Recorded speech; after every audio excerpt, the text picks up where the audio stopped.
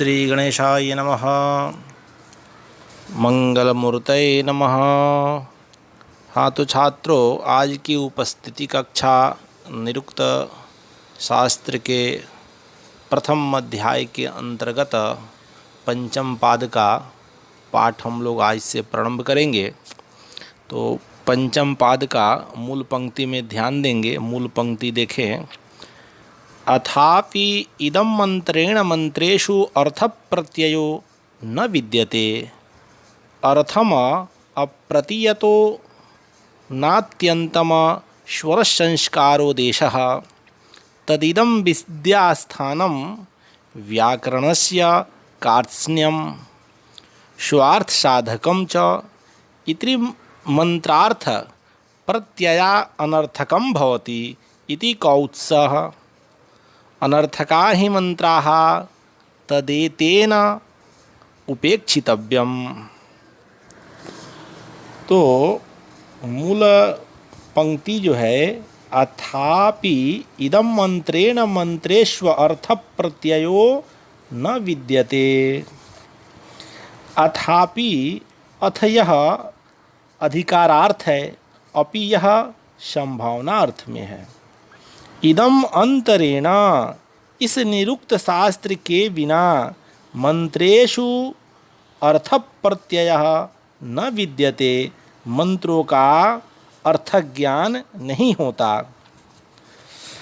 अर्थम अप्रतीयतः, अर्थम जानतः, अर्थ को न जानते हुए मनुष्य को न अत्यंतम स्वर संस्कारो देशः, ठीक ठीक स्वर तथा संस्कार व्याकरण प्रक्रिया का निश्चित ज्ञान भी नहीं हो सकता।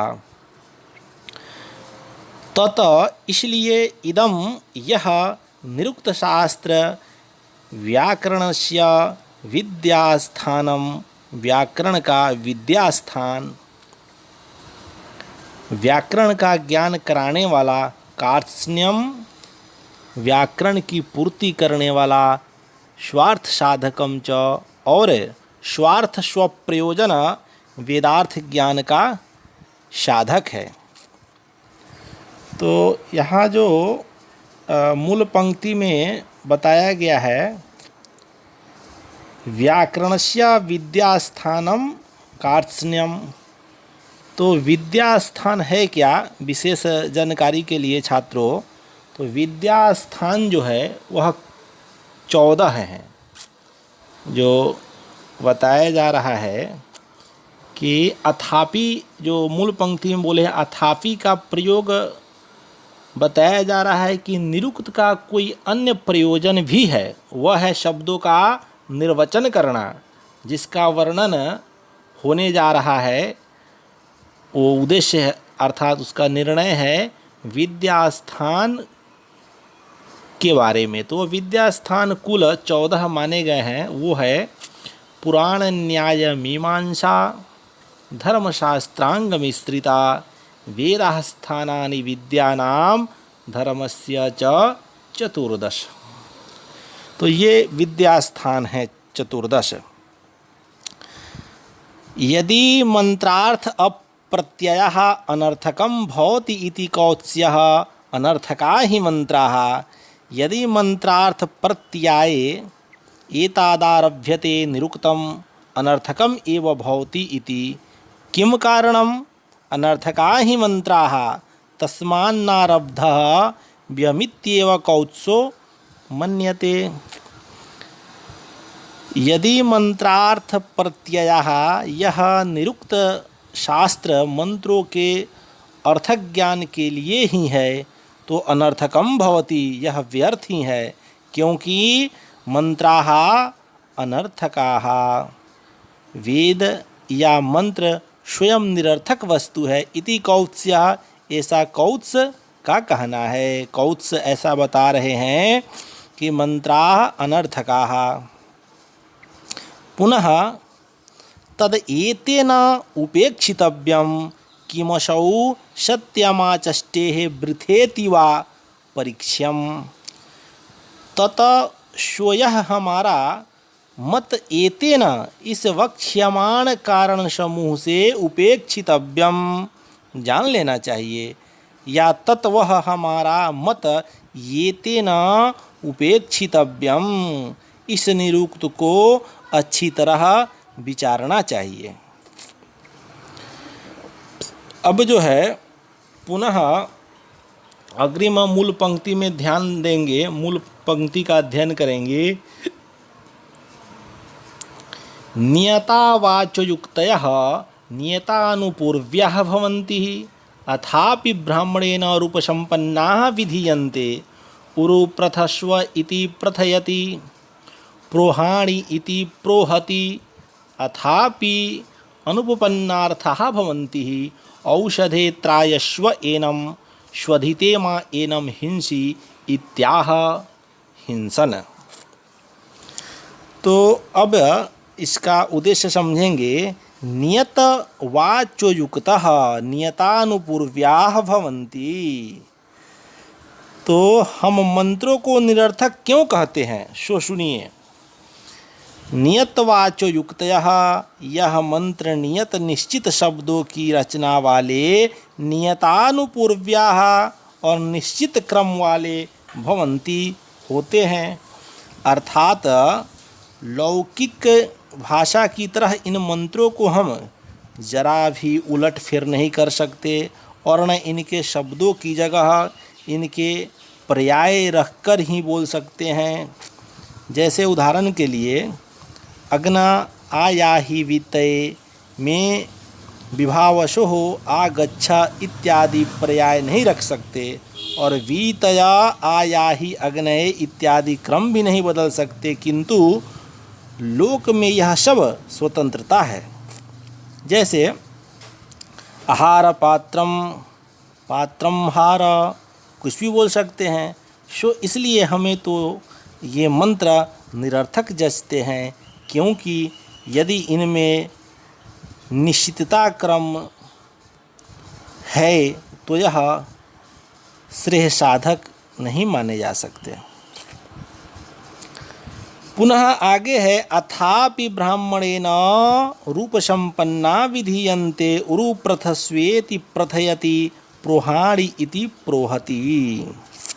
अथापि और दूसरा दोष सुनिए। रूपसम्पन्ना, रूपेण लिंगेन संपन्नाः संयुक्ता अपि प्रकटलिंगः। भी ये मंत्र ब्राह्मणेन विधीयन्ते, अपने नियत लिंग की प्रवाह न करके, नियत लिंग की अवीक्षा करके ब्राह्मण के द्वारा इनका विनियोग होता है। यदि ये सार्थक होते तो अपने ही रूप से अपना विनियोग करते। जैसे उरु प्रथसोरुते यज्ञपति प्रथताम इत्यादि। मंत्र प्रथन क्रिया के लिए आता है और इस मंत्र के अपने स्वरूप से ही उसका प्रथन कर्म विदित हो जाता है, परंतु फिर भी इति प्रथयति ऐसा ब्राह्मण वचन बोलकर इस मंत्र का विनियोग होता है। इसी तरह प्रोहण कर्म के लिए जो मंत्र पढ़ा जाता है उसका विनियोग भी इति प्रोहति कहकर किया जाता है। इससे यह स्पष्ट है कि ये मंत्र स्वतः कुछ बोल नहीं सकते, ये तो ब्राह्मण वचनों के आधार पर ही सार्थकता रखते हैं, अतः ये मंत्र निरर्थक है, ऐसा पूर्व पक्ष का कहना है। पुनः अथापि अनुपपन्नार्था भवन्ति औषधे त्रायस्वनम स्वधीते मैन गौंहिंसी इत्याह हिंसः। अथापि अयम अपरो हेतु नरर्थकत्वे मंत्राणाम कतमः अनुपपन्नार्थाः हि एते भवन्ति तद्यथाः औषधे त्रायस्व एनं नौषधिरित्यात्मनमपि त्रातुं समर्था किं पुनर्वृक्षं तथा स्वधिते मैनगों हिंसी इत्याह आत्मं नैव हिंसम।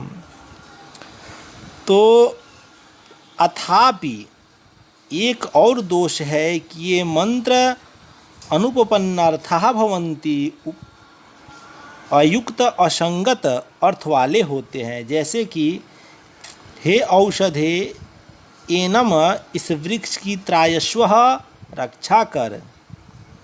जो औषध जड़ होने से स्वयं अपनी रक्षा करने में असमर्थ है, उससे यह कहा जा रहा है कि तू इस पेड़ को बचा। कितनी असंगत बातें हैं।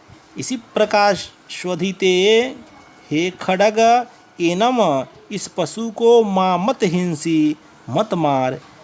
इति आह हिंसः, यज्ञ पशु को मारता हुआ इस मंत्र को बोल रहा है और कह रहा है कि इस पशु को मत मार। ऐसी उटपटांग बात है। मंत्र बोल रहा है रक्षा का और क्रिया कर रहा है मारने की। तो इस प्रकार पूर्व पक्ष का कौत्स आचार्य का, कौत्स ऋषि का मानना है, कहना है कि जो हमारे मंत्र हैं, जो हमारे वेद हैं, वो निरर्थक हैं और वह अपने आप में स्वतंत्र नहीं है, अनुपन्नार्थ नहीं है। अपना स्वयं जो अर्थ बोलते हैं, जो मंत्र बोलते हैं, उसका अर्थ स्वयं प्रकट नहीं होता है। इसलिए वेद मंत्र अनर्थक है। वह ब्राह्मण के द्वारा अर्थात विधि वाक्य के द्वारा ही प्रेरित होते हैं। और आगे जो है हम लोग सिद्धांत पक्ष भी समझेंगे। तब तक के लिए आज की कक्षा यहीं तक रहेगी। पुनः अग्रिम कक्षा प्रचलित होती रहेगी।